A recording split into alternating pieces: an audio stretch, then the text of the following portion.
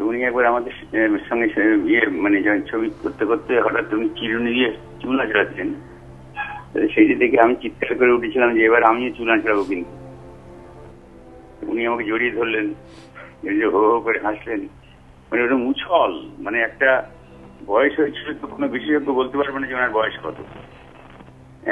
মানে এটা কি হয়, এই একটা শিকড় তো অনেক দূর পর্যন্ত চলে গেলে সেটা যখন উপতিত হয় তো অনেক বিরাট একটা চাঙড় উল্টে যায়, অনেকটা মাটি নিয়ে ওপরায়। তো ফলে হয় কি, ক্ষত বেদনা ক্ষতটা, যেটা এই ধরনের একটা যন্ত্রণা, এটা তো সাবজেক্টিভ ব্যাপার, অবজেক্টিভ কিন্তু দেখাতে পারবো না, বুঝতে পারছি না। আমি জানি এটা মানে কালের নিয়মে হয়তো সবাইকে চলে যেতে হবে, কিন্তু তবুও এটা একটা বিরাট ব্যথা বটেই, অনেকদিন ধরে বইতে হবে বুকে, এ ব্যাপারে কোনো সন্দেহ নেই।